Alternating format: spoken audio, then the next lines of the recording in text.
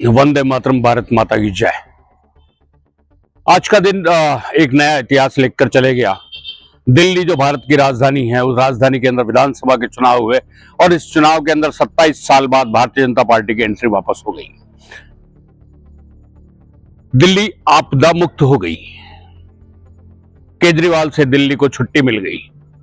मनीष सिसोदिया से भी दिल्ली को छुट्टी मिल गई। दोनों के दोनों नेता हार गए।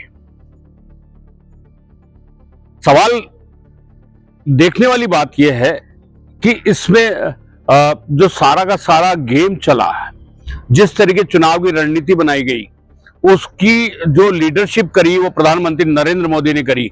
और प्रधानमंत्री नरेंद्र मोदी ने साफ तौर पर ऐलान किया था कि इस बार दिल्ली आपदा मुक्त होगी और वो कर दिखाया। अब देखिए 2015-2020 के जो चुनाव हुए उसके अंदर आम आदमी पार्टी को 62 सीटें मिल रही थी, 67 सीटें मिली।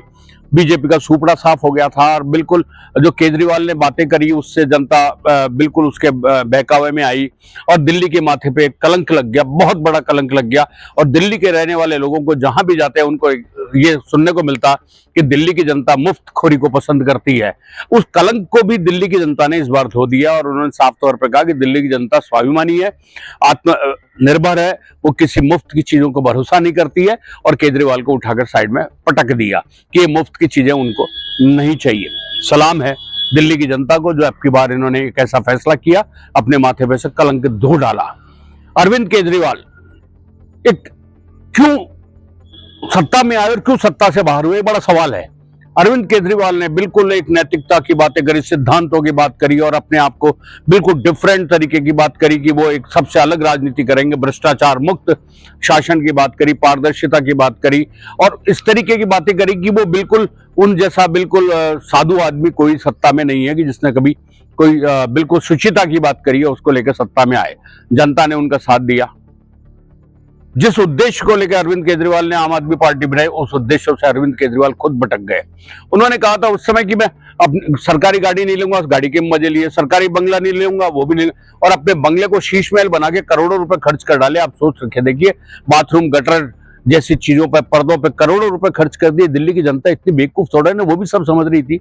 उसके बाद में शराब घोटाला हो गया। शराब घोटाले के अंदर भी उन्होंने श्रीमान अरविंद केजरीवाल जी और उसके बाद में वहां के जो मनीष सिसोदिया है और दूसरे नेता सत्येंद्र जैन वगैरह वगैरह वगैरह, ये लोग भी जेल की हवा खा के आए। जेल से इनको छूट मिली, जमानत पर बाहर आए, आके इन्होंने एक सिंपैथी कार्ड फेंका। इनको उम्मीद थी कि सिंपैथी कार्ड से इनको फायदा मिलेगा, लेकिन दिल्ली की जनता बहुत समझदार हो गई। उन्होंने साफ तौर पर कह दिया कि बिना धुएं के आग नहीं लगा करती है। तो उनको भरोसा तो था कि कुछ ना कुछ खेल तो ऐसा हुआ ही है कि जिससे केजरीवाल की कुछ गड़बड़ तो है, वो तो सामने आ रही। हर बात पर केजरीवाल एलजी के ऊपर क्वेश्चन उठाता था, हर बात पर मोदी को गाली देते थे। दिल्ली के विकास से उनको कोई मतलब नहीं था। उन्होंने कहा था कि दिल्ली के अंदर शुद्ध पानी पिलाएंगे। 10 साल 15 साल के शासन में दिल्ली के अंदर यमुना का गंदा पानी ही लोगों को पीने को मजबूर हुआ है। उन्होंने कहा था कि दिल्ली को पेरिस जैसी खूबसूरत और साफ सुथरी सिटी बना देंगे। दिल्ली के अंदर आज कचरे के पहाड़ खड़े हुए हैं। आप सोच के देखिए दिल्ली आज कितनी बुरी स्थिति अंदर चले गई। जिस दिल्ली जो राजस्थान हिंदुस्तान की राजधानी है, उस दिल्ली को आगे बढ़ना चाहिए था, दिल्ली में विराम लग गया। मुफ्त मुफ्त मुफ्त मुफ्त करके सरकार के खजाने को इस कदर कर दिया कि सरकार के पास पैसा ही नहीं है, वेतन के लिए संकट पड़ गए। और उसके अलावा देखिए बकाया में इतना चल रहा है कि आप सोच के भी अंदाजा नहीं लगा सकते कि दिल्ली की हालत क्या हुई। तो अरविंद केजरीवाल जी की जो पार्टी आम आदमी पार्टी अब दिल्ली आपदा मुक्त को में हो गई और दिल्ली के अंदर नरेंद्र मोदी की पार्टी, भारतीय जनता पार्टी का जो झंडा है वो फहरा रहा है। और प्रधानमंत्री नरेंद्र मोदी सहित बीजेपी के तमाम नेता बहुत इस बारे में खुश है और इसको लेकर भी अब सबक लेना चाहिए। देखिए आप सबसे बड़ी चीज, दिल्ली के अंदर प्रदूषण की इतनी बड़ी भयंकर समस्या होती थी और हर बार जब दिल्ली पंजाब के अंदर आम आदमी पार्टी की सरकार नहीं थी तो ये अरविंद केजरीवाल और उनकी पार्टी के लोग साफ तौर पर कहा करते थे कि हरियाणा और पंजाब से जो पराली जलाते हैं उसका धुआं आता है और उससे दिल्ली में प्रदूषण बढ़ता है। लेकिन जब से पंजाब के अंदर आम आदमी पार्टी की सरकार बनी, उनका रुख ही बदल गया और केजरीवाल के रुख के बदलने के साथ भी ये हो गया कि पराली पंजाब नहीं जलाता, पराली तो उत्तर प्रदेश में जल रही है, उस उत्तर प्रदेश के कारण ये हो रहा है। तो लोग ने उस पर भरोसा करना बंद कर दिया कि अभी कुछ कहता, थोड़ी देर बाद कुछ कहेगा, बाद में कुछ कहेगा, ये अपनी बात पे टिकता नहीं है। और अन्ना हजारे के साथ में जिस भरोसे के साथ में अन्ना हजारे के कंधे पे पांव रखकर इसने अपनी राजनीति करी और अन्ना हजारे के सिद्धांतों को इन्होंने धुआं मिला दी है, तो दिल्ली की जनता ने इस बार पूरा रस निकाल लिया।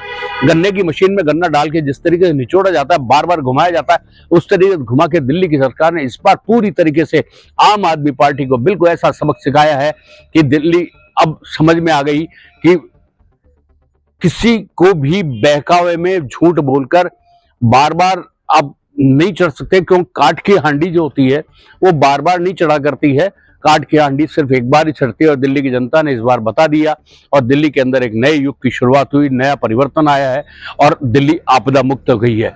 आप बने रहिए हमारे साथ। दिल्ली के अंदर तीसरी बार जिस तरीके से आम आदमी पार्टी के कर्मों के कारण आम आदमी पार्टी को नुकसान हुआ है और भारतीय जनता पार्टी अपनी सरकार बनाने जा रही है, तो दिल्ली के अंदर भी भारतीय जनता पार्टी की सरकार होगी। और सबसे बड़े दुख की बात यह है कि राहुल गांधी की जो पार्टी है, जो राहुल गांधी लोकसभा में प्रतिपक्ष के नेता हैं, उनको दिल्ली में सुपड़ा साफ हो गया, कुछ भी हासिल नहीं हुआ।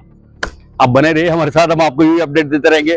और दिल्ली के अंदर जो खेल हुआ है, जिस तरीके से राजनीति के अंदर एक बदलाव आया है, वो अपने आप में एक नई युग परिवर्तन और राजनीतिक पार्टियों के लिए एक सबक सीखने का है।